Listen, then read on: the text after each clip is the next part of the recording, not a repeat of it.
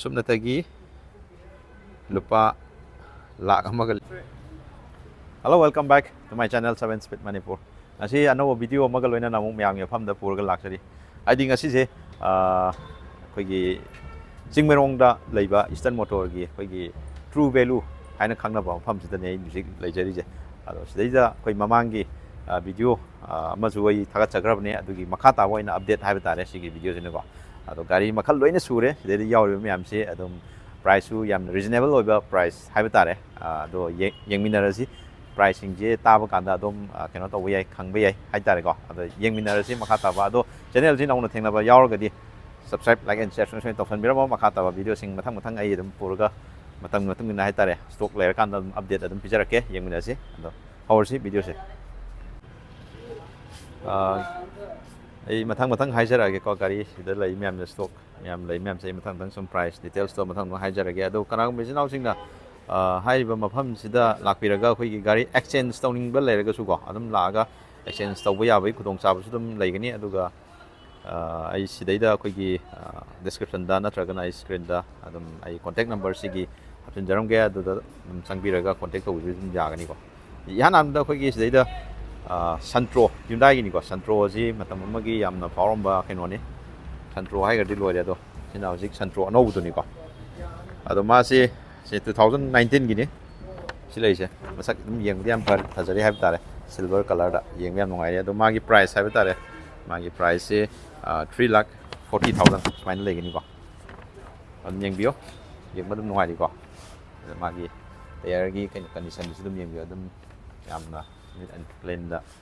yam na tayar si na kano tong na lady adum maning ki chu dum yeng bio ko smaina ogani maning je dum gari dum masana le interior su smaina ogani ko magi okay aduga mathang da amok khoi ge silai da mathang jina khoi ge S cross sai batare silai da S cross ni ma gray color da tu china 2018 gini ko silai da ma je price se 4,10,000 smaina lai si su dum yamna khoi gi naksha gi keno rom da gi lakwa hai tare sina mo Maruti Suzuki ojar go sina kitang premium gi segment da lai ko alloys diamond cut ni tayar gi condition yeng biro smaina lai gini maning gi su hapetang sarak ke smaina ogani ko maning jo aduga question sir ga su yaw ko sigi interior se mung yeng je silai de manung interior smaina ogani ko yam na li ko leather seat ni yung premium leather kaluna lakni infotainment me gi ko smaina ogani ko se su dum jai kai gi gari se dum kai gi kai tare SUV looks kaluna na lakpa gari ko ke aduga mathang da mo kai gi Maruti gi Suzuki gi Swift hai tare ko sini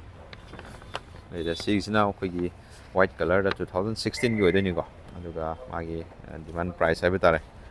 sina kai 2,75,000 paina lai ko ado ai sigi su ai interior hapetang charake ko aduga magi tayar gi leiba condition smai lai gani aduga manung gi smai lai gani ko sinamu city amu leather kena tau dre ko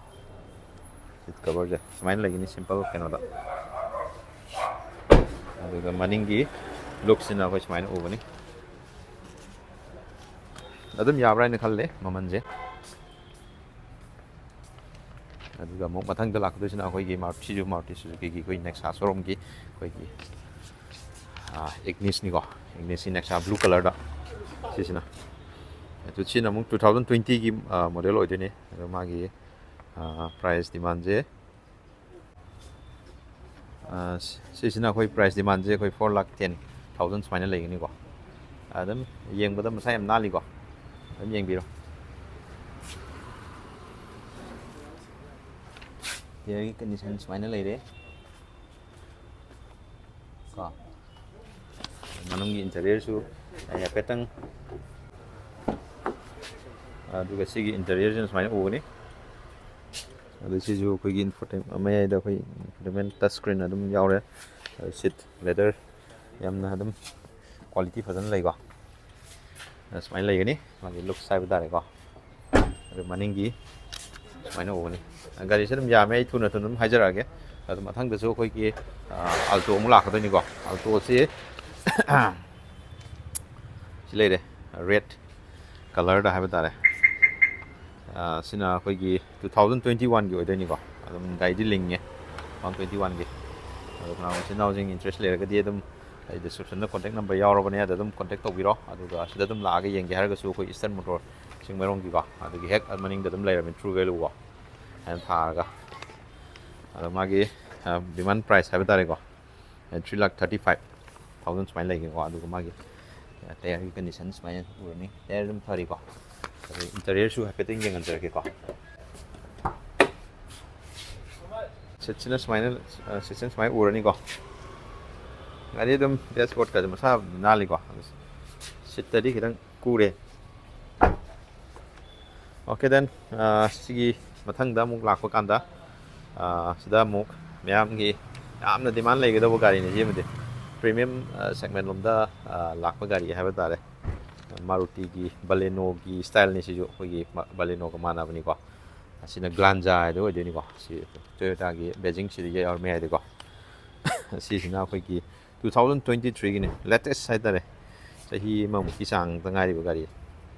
magi price na ko gi 7 lakh 20 ko de ni ko ado jek si adum on road di si 10 ki around 5 sang do leng ni ko tina ling ni ba gari ni ko rang si naw jing na ko gi Baleno Glanza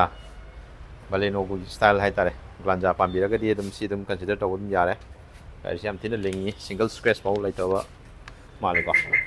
ani on my interior gi looks maina uguni ko am tina nali si pura han ba si pura adum han ko sama nani ko dim biro manam ju dum han ba manam nam mi tare ti lingi yeng biro magi alloy gi design ti phajai ko ngari ja biro ana la ko duna dum kudong chab dum oirani ko aduga somda muk nathang dale sina khoi gi bit ni ko sina muk parrot green color da haba tare 2010 ni only 1,10,000 da smile le ni ko aduga muk mathang da muk si hek tung dale sina ready go ai do white color da ni 2016 gi ni si su keno ne leise 1,10,000 smile le ko aduga mathang da muk lakado sina muk khoi gi bit ta muk gray color da muk le ko somda si sina khoi bit ta gray color si sina khoi 2010 gi ni 1 lakh sina 15,000 smile le aduga muk mathang da lakado sina muk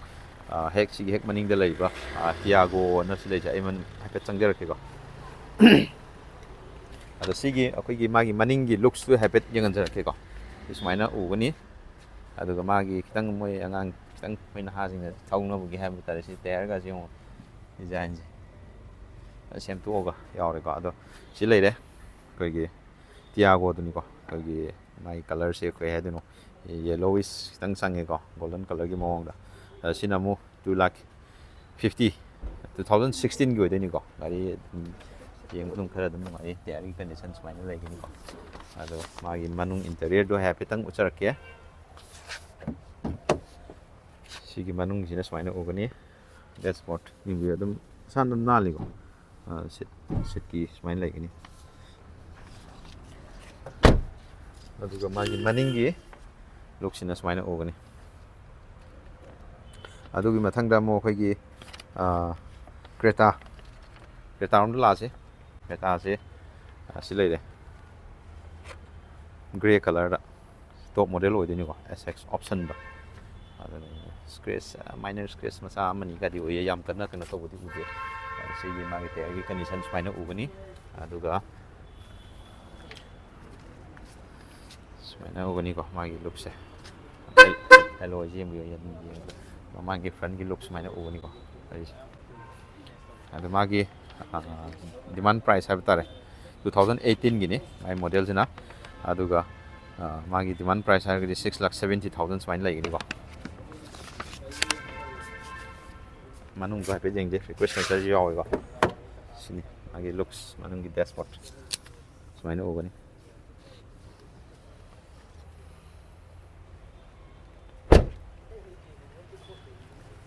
aduga sigi mathangda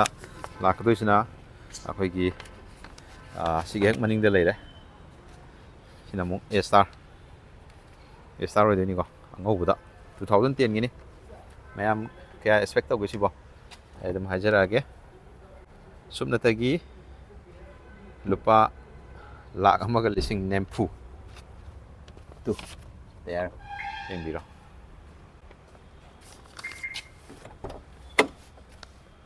sumaina lagi gini ko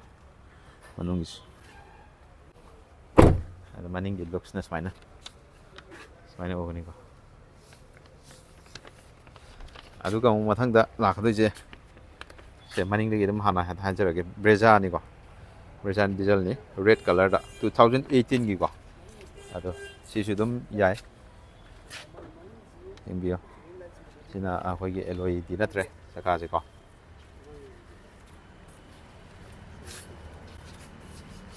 le mai ugani mage look se ko ado masi 2018 gi ni ko magi di one price na 4 lakh 10,000 smaila lakani ko manung interior se habit khara utara ke ko sini magi interior se adam masa dum nali ko sijo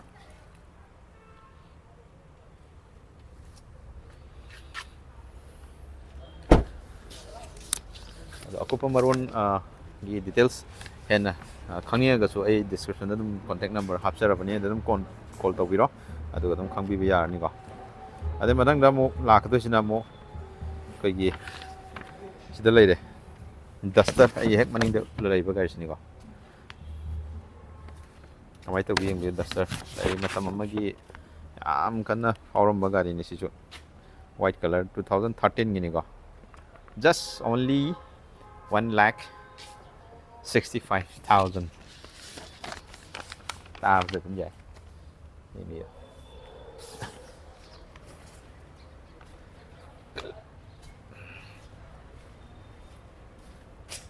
sina maninggi maina ugani ko aduga sina Dachshund go ido green color parrot green color ko masi 2016 gini ada magi price only 1,20,000 cumaina lay interior se hapetang yam di jangan jarke interior sina cumaina lay ni lagi ko oke si mayam da haijagro matungda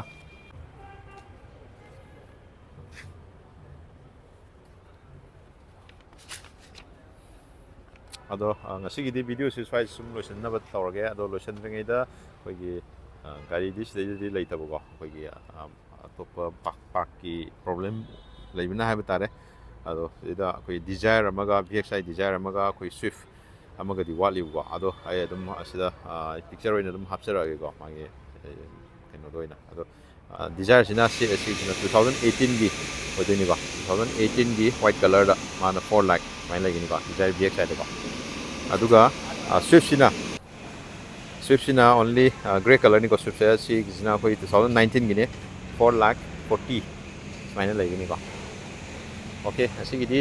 maina tum video se sum machine darge aduga mathangi amuk video anoba